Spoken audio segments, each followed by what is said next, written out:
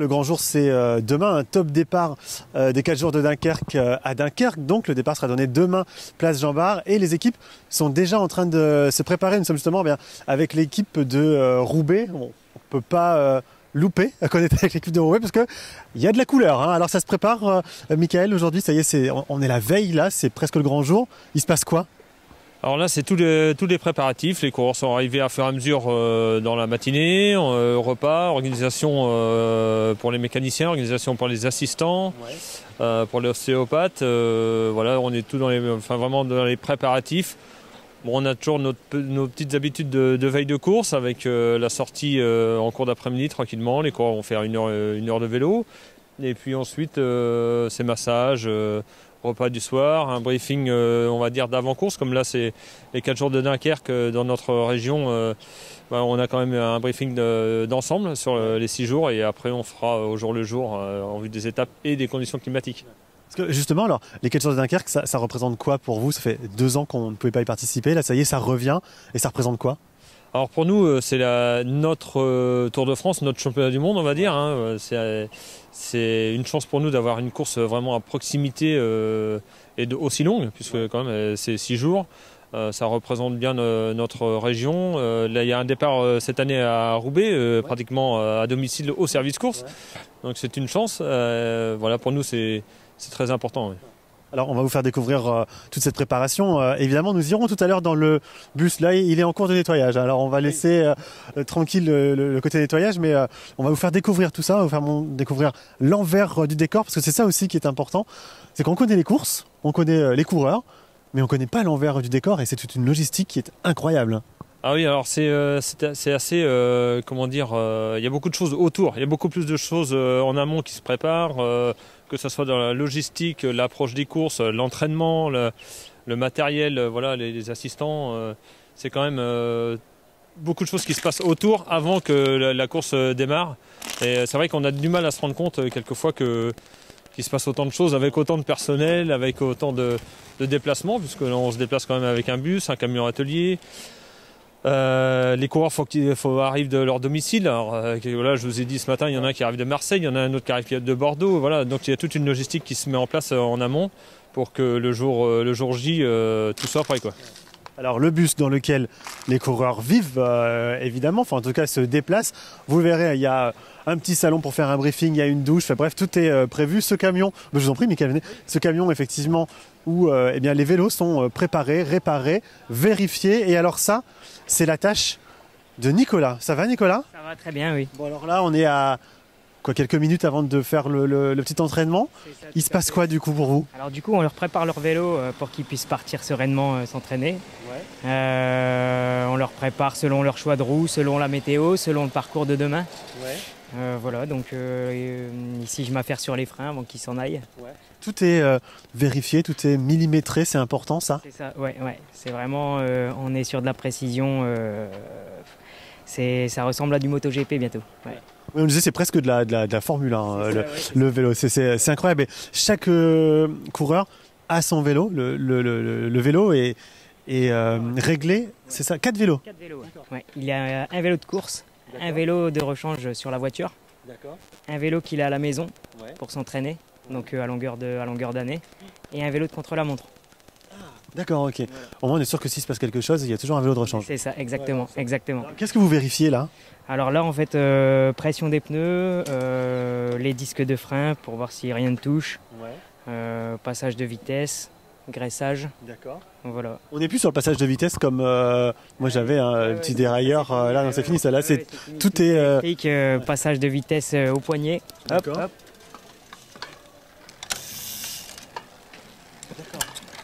Voilà. Là, on est sur du beau vélo. Sur de l'horlogerie, ouais.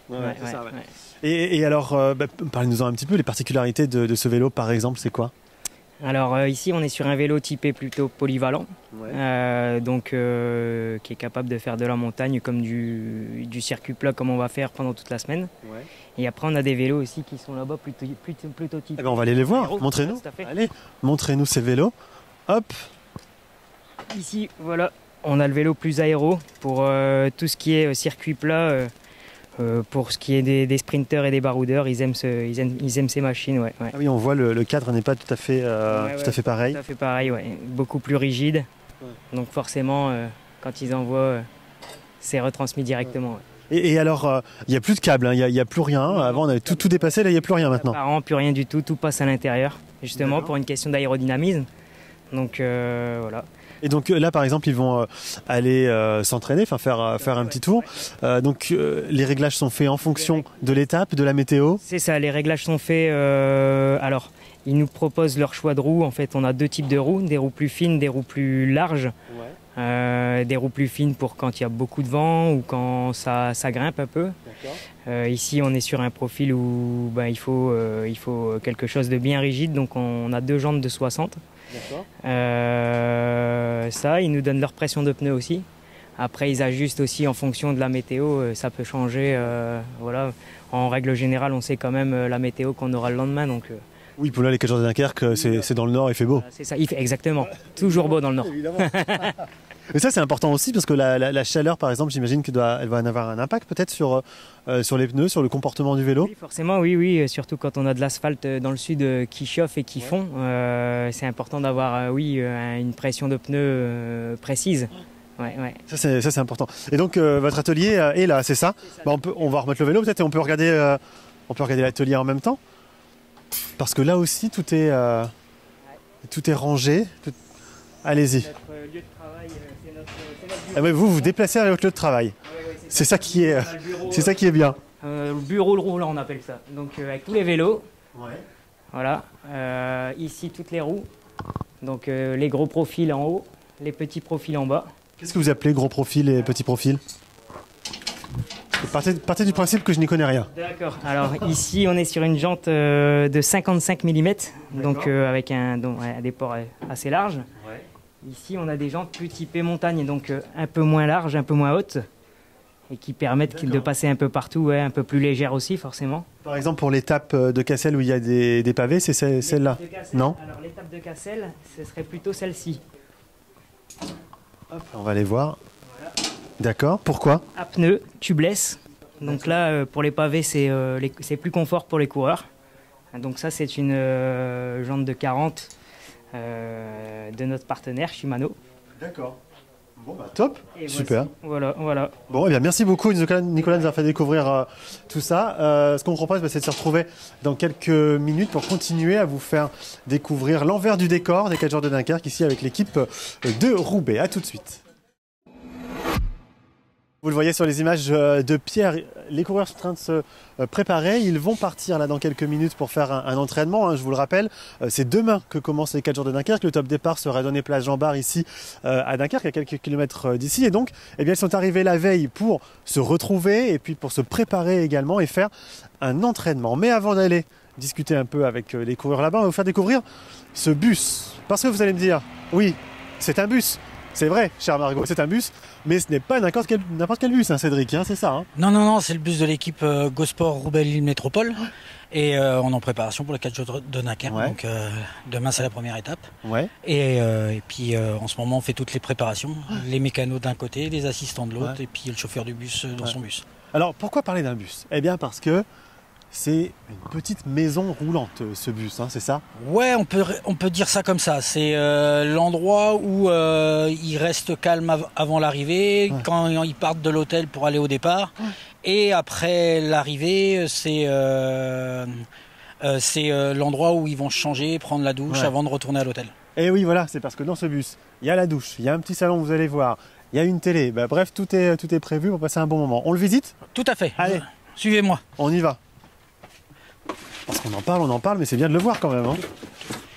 Voici le poste du pilotage, mon poste. Ah, je me mets pas au volant. Hein. Bon, si vous voulez, ça ne posera pas de problème. Et l'endroit où une partie des coureurs se mettent pour se préparer, chacun a sa place habituelle. Chacun ses quartiers, quoi. Ouais, voilà. C'est ça. En général, c'est 2 sièges par coureur minimum, et après, il y en a qui sont au fond. D'accord. Il y a de l'espace. Il y a beaucoup d'espace. On n'est pas sur un bus classique. Hein. C'est un bus qui a complètement été remodelé. À la base, c'est un bus classique et qui a été transformé pour une équipe de vélo. Ah, d'accord, ok. Donc, et donc on y retrouve tout le confort. Voilà. C'est la machine à café pour le staff et puis pour les coureurs avant la course. un four à micro-ondes, un évier, tout ce qui est IFI pour les DS et imprimante. Ouais. Donc pour les DS, le directeur sportif, on précise. Les toilettes qui sont juste en bas. Ah bah ça c'est la même place que dans le bus. Ouais, voilà. Tout va bien. On vous les montrera pas, mais ils sont là. Voilà. Le minibar. Le mini, on va dire le frigo où il y a les collations après course qui seront faites demain. Ouais. Pendant que je vais à l'arrivée, quand j'arrive à l'arrivée, je fais des collations. Parce que vous les suivez, vous, hein, c'est Tout ça à fait. Ouais. Je fais le départ et l'arrivée. D'accord. Donc les boissons, ils ont tout ce qu'ils veulent. Ils se servent. Les 2 douches. Alors, hop là. Après course. Bon, c'est pas, il y a de la place, hein. C'est plutôt pas mal. Ouais, avec nos 2 grands, Siskivicus et Norman Batra. Ils doivent se pencher un petit peu là pour. Ouais, mais ça rentre les deux en même temps. Rentre tout ce qui est barre énergétique et gel avant le départ et gâteau, pommes-potes, pâtes de fruits. Des petites pâtes de fruits. Il y a de la réserve de partout, hein. Tout à fait, ouais. Là, il en faut beaucoup pour une semaine de course minimum. Et on enchaîne sur les autres courses derrière. Ouais. Et donc là, l'espace un peu plus détente, mais c'est ici que se passent les briefings, par exemple, c'est ça?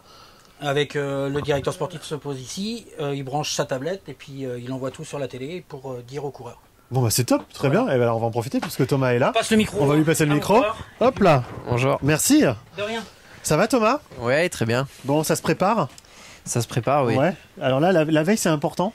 La veille de départ, c'est important. On fait quoi? Ouais, c'est une journée souvent de transfert un petit peu pour nous, où on se pose un petit peu à l'hôtel pour se reposer avant la compétition. Ouais. On se retrouve aussi tous ensemble parce qu'on n'habite pas tous dans la même région, donc c'est un petit moment convivial où c'est le calme avant la tempête, je dirais. C'est important pour cette cohésion d'équipe de se retrouver un peu avant. Ouais, forcément, parce que surtout là sur une course par étape, on va à la guerre tous ensemble, donc il faut qu'on soit tous soudés, qu'on soit tous prêts à en découdre. Et à s'aider les uns les autres. Comment on l'appréhende cette course? Il y a 6 jours, il y a 6 étapes, c'est long, 6 étapes. Comment on l'appréhende? Ouais, c'est une course qui est longue. Dans notre programme, je pense que c'est une des courses les plus longues.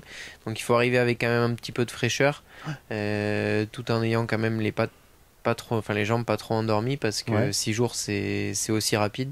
Donc il faut être de suite dans le match et arriver dès les premières étapes dans le bon rythme.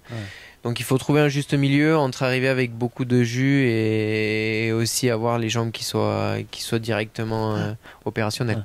Mais alors, donc du coup, demain, il faut être opérationnel, mais s'entraîner aujourd'hui, faire une sortie aujourd'hui d'1 heure, 1 heure et demie, c'est pas de trop, justement, ça fatigue pas? Non, on roule tranquillement. Là, c'est juste vraiment pour délasser les jambes après l'avion ou le train pour la plupart d'entre nous.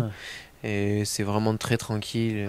C'est plus pour s'aérer un petit peu et prendre l'air plus que vraiment un entraînement en tant que tel. C'est une course qu'on aime bien, les 4 jours de Dunkerque. Comment on la qualifie, cette course? Ouais, c'est une belle course, surtout pour l'équipe. C'est vraiment une course très importante dans notre programme. C'est une course avec beaucoup de niveaux toujours, une course difficile. J'ai pas eu l'occasion de la faire beaucoup de fois, mais c'est une course où c'est pour des hommes forts et des hommes en forme. Et souvent c'est des coureurs qui sont costauds, et le palmarès en dit long. Il y a une étape qu'on redoute un peu, celle des pavés peut-être. Celle-ci, ça se prépare, ça aussi, on est allé repérer. Ouais, après le fait que le circuit soit toujours le même, à partir du moment où on l'a fait une année, souvent on connaît. Après, ce qui change, c'est surtout le facteur météo, suivant comment est le vent, s'il y a de la pluie ou pas. C'est surtout ça qui change beaucoup d'une année à l'autre. C'est-à-dire qu'il faut s'adapter tous les jours finalement. Il faut le plan de la journée va être différent aujourd'hui, demain, après-demain. Ouais, c'est ça. C'est ce qui fait que notre métier évolue et qu'on fait jamais la même chose aussi. C'est que suivant la météo, les leaders, les stratégies des différentes équipes et de notre stratégie aussi, ça change tous les jours, et il faut être capable de s'adapter justement à ça. Et c'est ce qui fait aussi que c'est joli, parce que il faut toujours avoir un coup d'avance par rapport aux autres si on veut être les meilleurs. Tu parlais de métier, justement, on va bifurquer un peu sur la vie perso également, parce que c'est un métier qui demande beaucoup de sacrifices, d'être toujours sur les routes, loin de chez soi souvent, les amis, les proches, la famille. Comment on fait, comment on gère? C'est sûr que des fois c'est pas simple. Après, on fait un beau métier, mais des fois on n'est pas souvent à la maison. Là, pendant 2 mois et demi, je suis rentré maximum 2 jours, des périodes de 2 jours chez moi. Donc je défaisais la valise, je faisais une lessive et je repartais le lendemain. Donc ouais, des fois ça s'enchaîne beaucoup et on a quand même besoin d'avoir des périodes de 4, 5, 6 jours dans la saison où on peut souffler un petit peu parce que tout s'enchaîne très vite. Et physiquement, je dirais qu'on arrive à suivre, mais mentalement, des fois, on a besoin de faire un break pour pouvoir se ressourcer et repartir du bon pied. Bon bah, merci beaucoup Thomas. On va te laisser te reposer 5 minutes, c'est ça, avant de prendre le départ. Et puis nous, on se retrouve dans quelques minutes pour continuer à vous faire découvrir les coulisses des 4 jours de Dunkerque, notamment avec cette équipe de Roubaix. À tout de suite. Allez, on continue de vous faire découvrir les coulisses des 4 jours de Dunkerque et notamment la préparation de notre équipe, celle de Roubaix Lille Métropole, qui est à Laune Plage depuis ce lundi et qui va partir faire un petit tour pour se décrasser, pour se mettre en jambes. Comment on la qualifie cette sortie aujourd'hui? Voilà, c'est pour se décrasser du voyage. Pour certains, moi ça, je suis d'ici, donc c'est le local du tour, le local de la course, c'est toi. Hein. Ouais, voilà, c'est ça. Moi j'habite à Calais, je suis natif de Boulogne-sur-Mer. Donc ouais, je suis à la maison et pour les autres coureurs, voilà, c'est une sortie d'écrassage après le voyage, le train et tout, donc ça fait du bien de tourner les jambes. Oui, parce qu'il y en a qui viennent de loin dans tes collègues là, de l'équipe, c'est ça? Donc il y a la fatigue, il y a le voyage, il y a tout ça qu'il faut prendre en compte aujourd'hui. Ouais, voilà, exactement. Donc c'est bien de faire un petit tour pour décrasser les jambes et après le massage avec les soigneurs. Donc voilà. Alors ça, on va en parler après du massage parce que c'est avec Urbain qui est là, c'est ça? Ouais. C'est important d'avoir cette phase de récupération, de préparation. Ah bah oui, les soigneurs ils sont hyper importants dans l'équipe. En plus Urbain lui est ostéo, donc c'est un grand plus. Donc ouais, c'est grâce à eux qu'on récupère le mieux, quoi. Quel est l'enjeu là de cette course des 4 jours de Dunkerque? Il y a un enjeu particulier? Ah bah oui, un grand enjeu, c'est l'équipe, on est l'équipe de la région, on a un petit peu de pression, les sponsors sont d'ici, donc on va faire de notre mieux et on va essayer de faire parler de l'équipe. C'est un avantage quand on est de la région, qu'on connaît les routes de la région ou pas forcément, il ne faut pas être trop confiant justement? Ah, c'est quand même un avantage quand il y a du vent ou quoi, on sait où il faut se placer. Donc la semaine dernière, on a fait un stage à Tournéan ici, là, à quelques minutes d'ici, et on a repéré déjà quelques étapes. Donc ouais, si, c'est un avantage quand même. Là, le tour va durer combien de temps? 1 heure, 1h30 cet après-midi? C'est ça, on fait 1h30 tranquillement et voilà. Et après, top départ demain. On attend avec impatience? Ouais, avec impatience, surtout que ça fait maintenant 2 ans que les 4 jours n'ont pas eu lieu, donc avec le Covid. Donc ouais, pour moi, je suis très impatient. C'est sans doute la plus belle course de l'année pour nous. Donc ouais, on est hyper motivés. Un dernier mot sur le vélo. Parce que chaque vélo est adapté aux coureurs, c'est ça. Ça c'est important aussi parce qu'on ne le sait pas forcément, les amis qui nous regardent ne le savent pas forcément, mais tout est réglé au détail près sur le vélo. Oui, voilà. Chez Aragon, on a deux types de vélos. On a les vélos comme le mien qui est aéro. Ouais. Et il y a les vélos, les Gallium Pro, qui sont plus pour les grimpeurs, on va dire. Et oui, les coureurs sont en millimètres, donc ouais, c'est important. Donc le corps épouse le vélo épouse le corps en quelque sorte. C'est ça, voilà, exactement. Merci beaucoup, on va te laisser aller te préparer avec tes collègues et puis on va aller voir Urbain justement. Urbain qui prépare la collation, c'est ça? Oui, c'est ça. Je prépare un peu les bidons pour les coureurs là, partir sur la sortie et puis pour demain pour prendre un petit peu d'avance, quoi. Donc toi tu es ostéo, c'est ça. Du coup tu es en charge de quoi? De la préparation, de la récupération, de la préparation physique des coureurs? Ouais, donc je suis ostéo depuis juillet 2021, puis j'ai intégré Roubaix. Bravo. Merci, grâce à Samuel Leroux. Et ouais, du coup, je m'en charge de la récupération et puis aussi beaucoup s'il y a des petites chutes, soigner les petits bobos qu'ils peuvent avoir le soir et les remettre sur pied pour le lendemain, quoi. Par exemple, les 4 jours de Dunkerque, ça demande une préparation particulière physique et en termes de récupération, ça demande quelque chose de particulier? Ouais, c'est quand même une course à étapes, donc ils ont quand même beaucoup besoin de récupération pour être au top le jour suivant. Et ouais, ça leur demande quand même pas mal d'efforts, donc les corps souffrent et il y a vraiment besoin de séances d'ostéo, des séances de massage le soir pour être au top le lendemain, quoi. Et il faut s'adapter à chaque coureur, j'imagine. On ne pratique pas de la même façon sur l'un et sur l'autre? Ouais, non, au niveau ostéo, c'est vraiment très différent d'un coureur à l'autre et c'est vraiment le plus important, c'est de prendre le coureur dans son ensemble et de prendre vraiment le corps dans la globalité.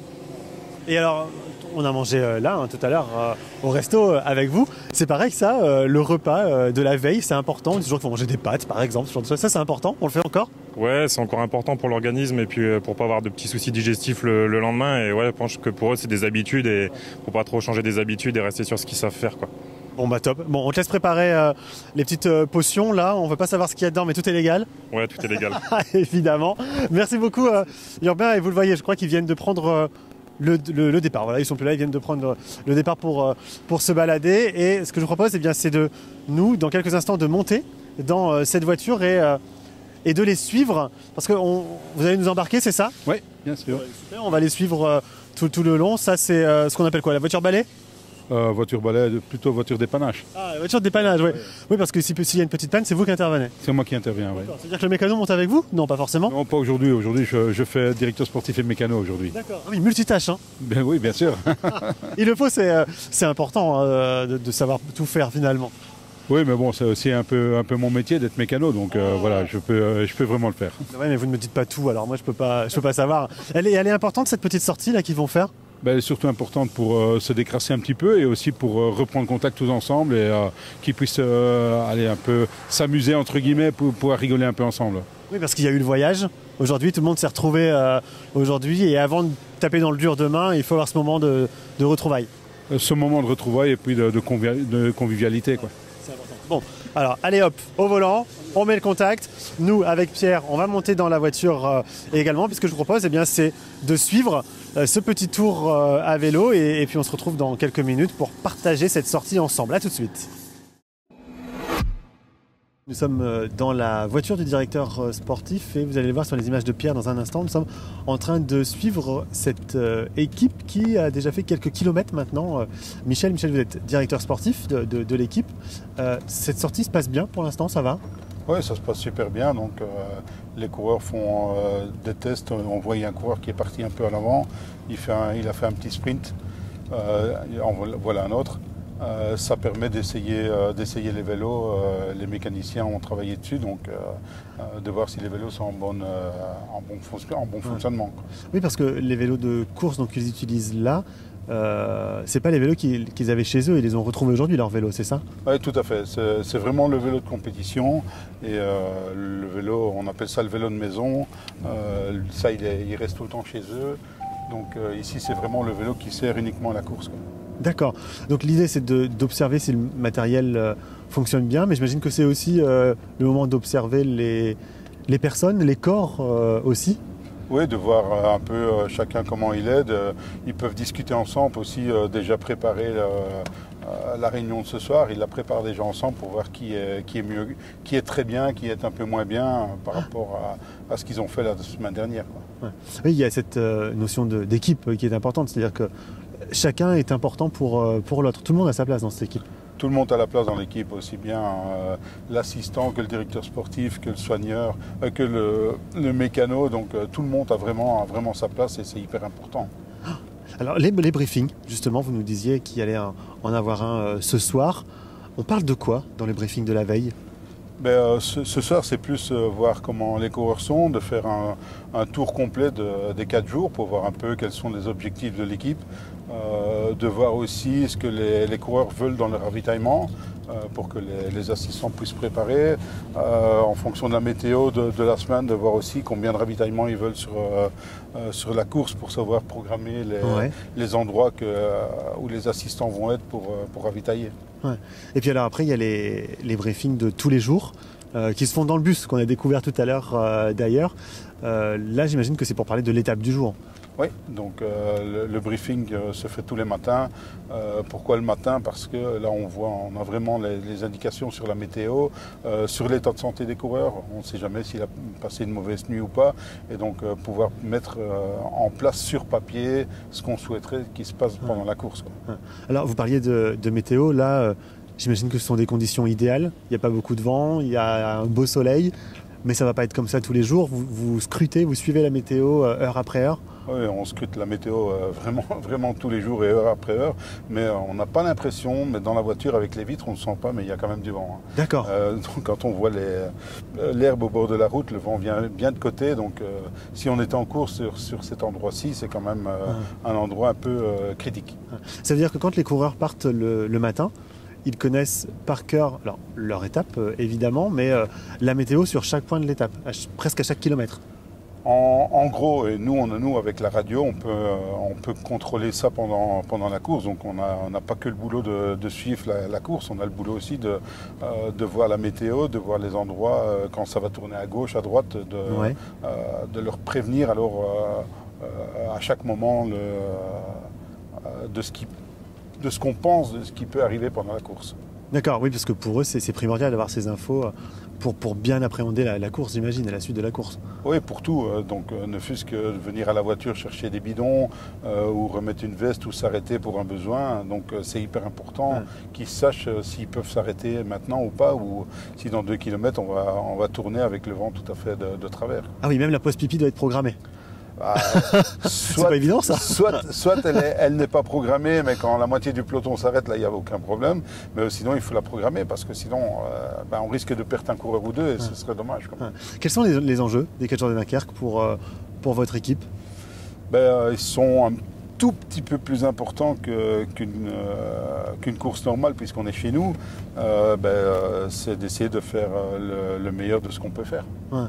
Alors là, il y en a un qui est arrêté, justement, je coupe. Il avait son mètre dans la poche pour voir si la position est bonne. Donc il a peut-être un ressenti un peu différent de son vélo de maison. Donc il a pris son mètre pour voir si la selle n'a pas bougé. Donc si c'est la même position que son vélo de maison. Donc c'est pour ça aussi qu'on fait cette sortie aujourd'hui. Oui, parce que les vélos sont faits quasiment sur mesure par rapport aux coureurs. Les cadres pas, mais après les réglages. Tout ce qui est réglage est vraiment personnalisé à 100%. Quoi.